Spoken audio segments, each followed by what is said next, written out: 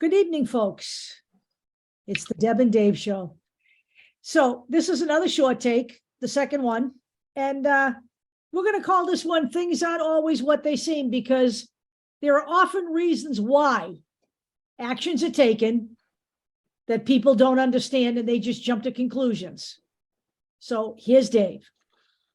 So as a union rep, I often say that if I do something and if I do something in response that pisses off both parties, typically means that I'm doing the right thing. And in this case, Joe Biden, he is proposing policy on the whole transgender athletes issue. So what it is he is attempting to put through, and by the way, it's not going to pass right away because it has to go through a scumbag house, but he is saying that a flat-out transgender ban is not allowed through Title IX. However, federal funding to federally funded schools, high schools, and colleges could potentially be blocked if it can be proven that people are harmed in some way, mostly physical, through whatever transgender sports program it is. As we have said, there is no data. Right. The Heritage Foundation is a prime example. They come up with all these studies with no data, or they skewed data. So let me just say something. Joe Biden's trying to avoid what the House has already done. The House has already passed. This House of Representatives, the House of Horrors that we are currently living under, has already passed a national ban on transgender sports, transgender people participating in sports. So that will not go anywhere because it's probably never going to see the light of day in the Senate. But if the Senate flips, I promise you, there will not only be a national ban on abortion, but there will be a national ban on transgenders participating in sports. And I believe that the Republican Party will make a national ban on gender affirming care. You people need to understand what we're saying here. Okay. By the way, it's already happened in one state. As I was preparing for this show, getting everything ready before we were about to go on, this broke for me. Okay. Doug Bergman, I believe is his name, governor of North Dakota, has just come out with a flurry of bans. He came out with a ban on transgender sports in North Dakota.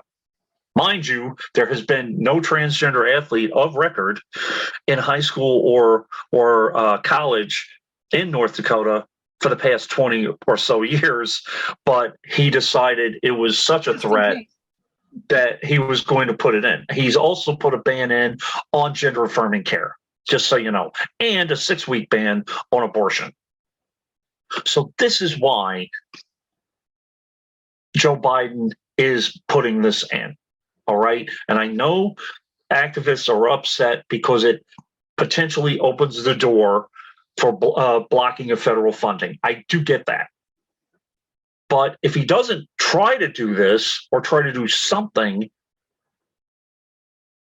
then there's going to be state by state by state bans.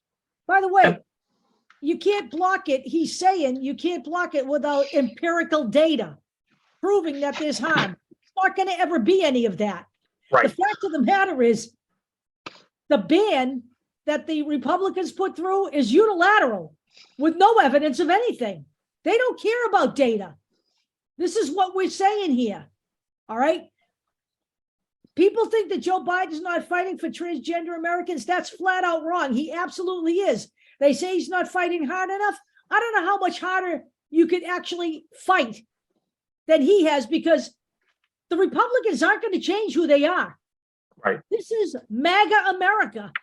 Get a clue, folks. The House of Representatives is totally MAGA now. And there's enough MAGAs in the Senate to make this even worse, should they win power.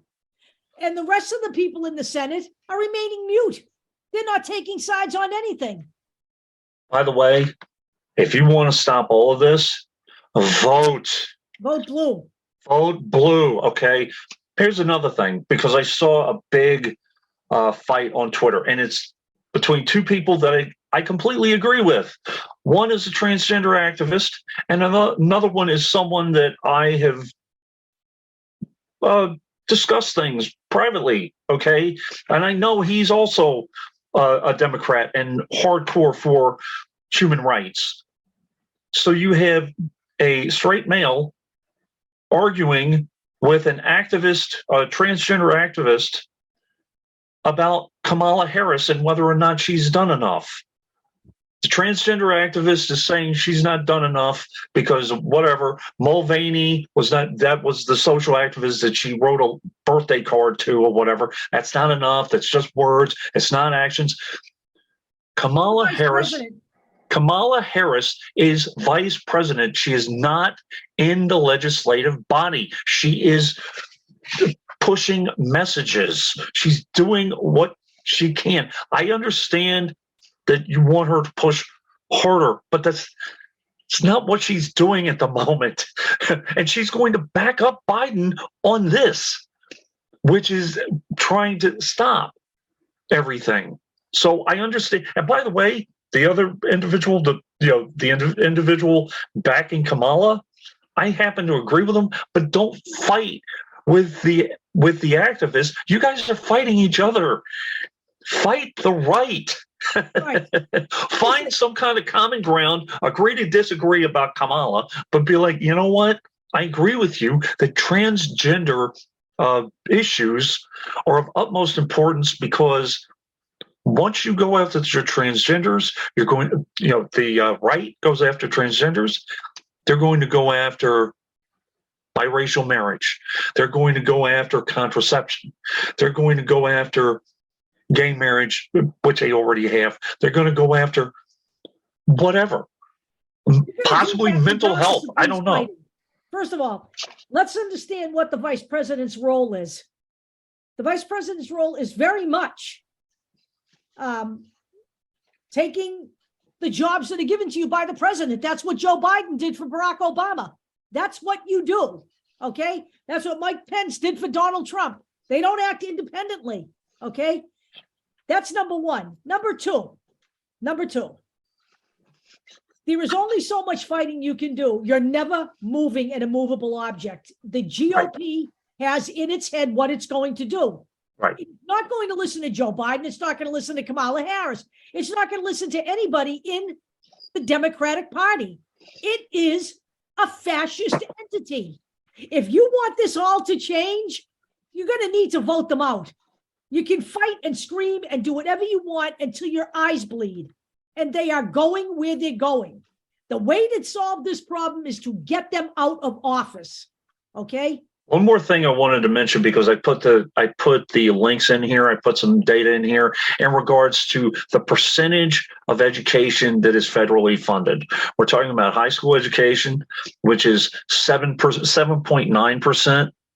I believe from K through 12, so I don't know how that's broken up, but that's a small percentage. And then 40% of colleges are federally funded. So you're cutting the Republican power in more than half in this fight. Right. Okay. You want more than that? First off, you're going to, if you want that in the first place, you're going to have to get a majority in the House, because the Republicans are never going to give up their power that they have fought for decades to get. They're not going to do it, number one. And number two, you have to take step by step by step to get this back, and stop fighting one another. Look at, if you wanted a better outcome between now and 2024, well, perhaps more than 52% of registered Democrats should have voted. How's that? Let's start there. 52% of Democrats voted in the midterms. After the insurrection, after listening to all of the stuff, all of the executive orders that were anti-trans that Donald Trump put through, after all of that, 52% of Democrats voted. That's it. Okay? That's it. All right. You wanted a better outcome. Joe Biden told you what you had to do. You needed to hold the House. We should never have lost the House of Representatives. That's absurd. Okay. We had a 9-seat lead. That's because of not voting. All right. Yes, I know there's gerrymandering. I got it. But if every Democrat that was registered had voted, we could have overcome that. By the way, part of it, I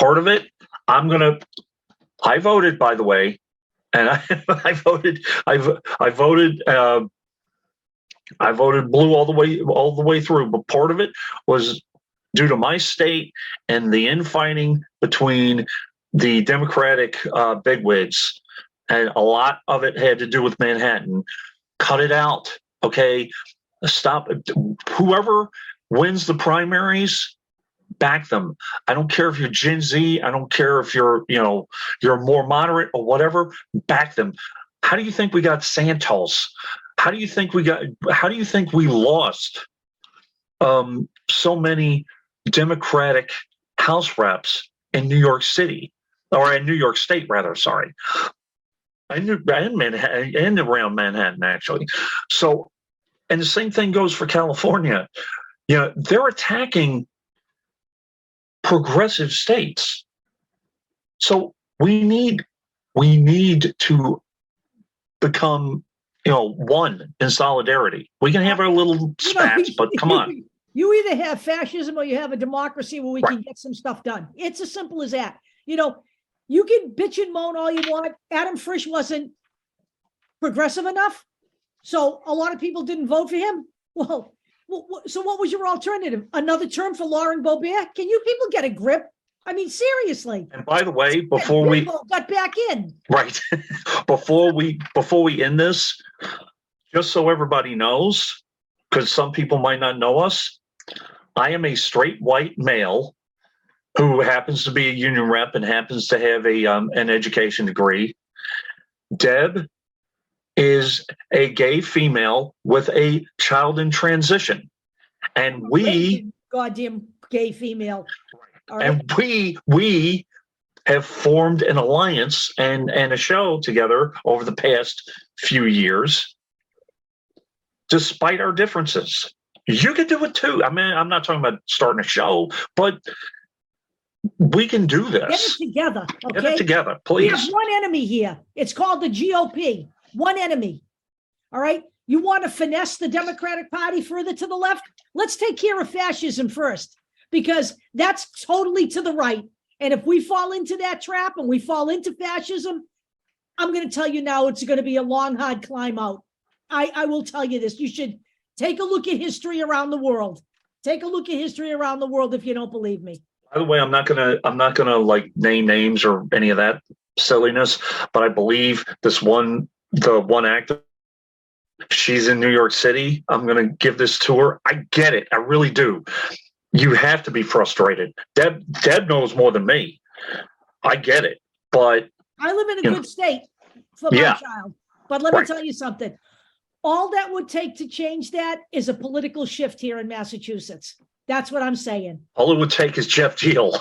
we need to get it together, folks. Or Lee Zeldin. We need to get rid of the goddamn GOP as it is right now. And I'm going to tell you right now, all of those people holding the thought in their head that the old GOP will be back. It's not. It's not going to come back. No, it's not. It's dead. All right. They want red meat now. That's what they got. All right, gang. Talk to you later.